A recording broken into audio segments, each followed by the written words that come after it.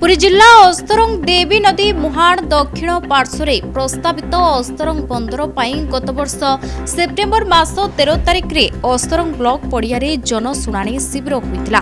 पुनर्बार जनशुणाणी जनवरी 21 और 23 तारिख में होता। जनशुणाणी विस्थापित होगाकू ग्रामवासी विरोध करते। जैव विविधता और प्राकृतिक सौंदर्य परिपूर्ण अस्तरंग अंचल को प्रतिवर्ष विदेशागत पक्षी समागम होउछि। सेहिपरि ଏହି अंचल ऑलिव रिडले कैंचीक अंडादान स्थली भाव बेस परिचित अटे। स्थानीय अंचलवासी निजर परिवार प्रतिपोषण पाई धान पान और मीन उपरे निर्भर करी जीविका निर्वाह करुछन्ति। एठारे बंदर हेले अनेक समस्या सृष्टि हेबो। जीवन पछे चली जीवो निज भिटा माटी को छाड़िबु नाही बोली विस्थापित माने एक सुररे विरोध प्रदर्शन करथिले। पीर जहानिया पीठरे पीर जहानिया भिटामाटी सुरक्षा मंच तरफ निज भिटामाटी सुरक्षा पाई स्वतंत्र बैठक अनुष्ठित होइतिला। एही बैठक रे पीर जहानिया भिटामाटी सुरक्षा मंचर सभापति प्रफुल्ल कुमार विश्वालଙ୍କ अभियोग अनुसार किछि दिन हेला सरकारी स्तर रे विभिन्न विस्थापित हेउथबा ग्राम को बंदर कर्मचारी और सरकारी अधिकारी अबाध रे जाई सर्वे करुथबा जानिबा को पाइथिले। जाहाकु नै पुनर्बार प्रस्तावित बंदर विरुद्ध रे एकत्रित होई विरोध प्रदर्शन करिसंती विस्थापित अंचलर 8टी मौजार शताधिक ग्रामवासी। खिरोदकांडी छुरियाना ग्राम पंचायत सरपंच छुरियाना ग्राम पंचायत बर्तमान सरकार तरफ से कुआडे अन्यत्र कुआडे बुलाबुली करी भलमंद करी सब चाहूँगी किंतु आमको किसी सुराग दौना आम सरपंच हिसाब से जनाऊना कि आमको भी जनाशुना नहीं से आसी कुआडे गुप्त भाव में अनुसंधान करके सब चाहूँगी आम खबर पाऊँ किंतु आमको सरकार हिसाब से आम सरपंच हिसाब से किसी जना जन किसी करूना। आगामी पदम आम भिटामाटी सुरक्षा मंच को आम कौन जीवन जाऊ पचे आम के कस्मिन काले छाड़ू ना ये आम शेष निष्पत्ति। पीर जाइना भिटामाटी सुरक्षा मंचर सभापति प्रफुल्ल विश्वाल।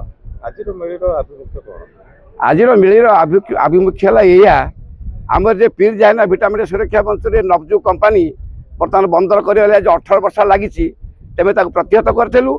आगामी आर वर्ष बर्तमान 2021 जो होता आम जनशुणाणी है से जनशुणाणी आम विपुल विजय करूँ।